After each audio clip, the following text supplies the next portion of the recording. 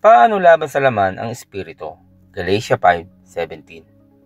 Sa Galatia 5:17, isinulat ni Apostol Pablo, sapagkat ang mga pagnanasa ng laman ay laban sa kagustuhan ng espiritu, at ang kagustuhan ng espiritu ay laban sa mga pagnanasa ng laman. Magkalaban ang dalawang ito, kaya napipigilan kayo sa paggawa ng nais ninyong gawin. Ang laman ay laban sa espiritu at ang espiritu ay laban sa laman. Dapat muna natin tuklasin kung anong ibig sabihin ni Pablo sa katawan at espiritu upang maunawaan kung paano ang espiritu ay laban sa laman. Sa mga isinulat ni Pablo, kadalasan ang laman ay tumutukoy sa ating makasariling kalikasan. Ang laman ay nagnanais ng kalayaan mula sa Diyos at kasiyahan sa sarili. Nasabi sa Roma 8:7-8, kaya nga, kapag itinutuon ng tao ang kanyang pag-iisip sa mga hilig ng laman, siya ay nagiging kaaway ng Diyos sapagkat hindi siya nagpapasakop sa batas ng Diyos at sadyang hindi niya ito magagawa. At ang nabubuhay ayon sa hilig ng laman ay hindi maaaring kalugdan ng Diyos. Ang laman ay hindi magpapasakop sa batas ng Diyos dahil gusto nitong sundin ang kanyang paraan at gawin ang sarili nitong bagay. Sa kabilang banda, ang espiritu na binanggit sa Galatia 5:17 ay ang banal na espiritu. Ang espiritu ay nananahan sa atin kapag ipinapahayag natin si Jesucristo bilang Panginoon at tagapagligtas. Roma 8:9-11. Ang espiritu ay nagbibigay din ng kapangyarihan sa atin na mamuhay ayon sa kalooban ng Diyos at magdala ng bunga ng espiritu. Galatia 5:22-23.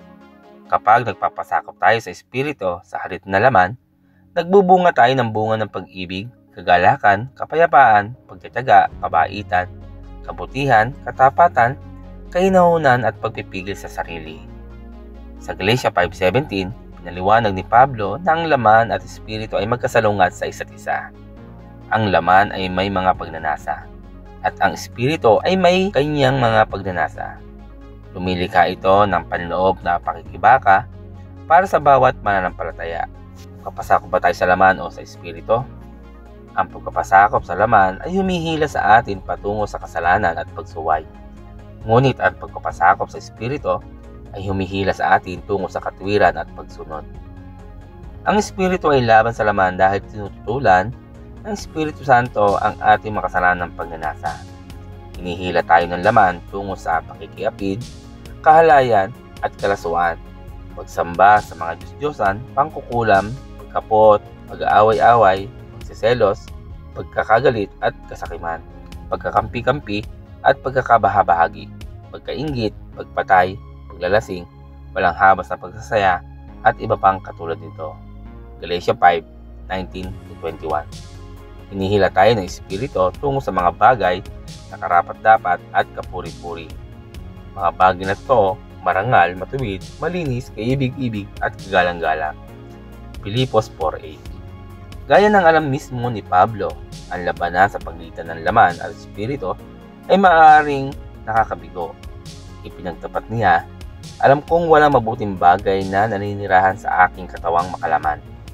May kakayahan akong naisin ng mabuti, ngunit hindi ko nga lamang ito magawa, sapagat hindi ko ginagawa ang mabuting gusto ko, ang masamang hindi ko gusto, ang siya kong ginagawa.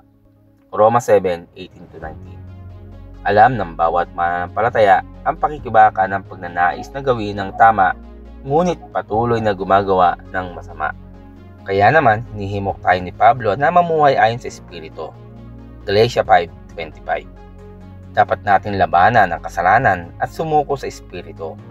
Ang pagsuko sa espiritu ay nangangahulugan na umaasa tayo sa kanya araw-araw, nakikinig sa kanyang tinig at sumusunod sa kanyang pamumuno.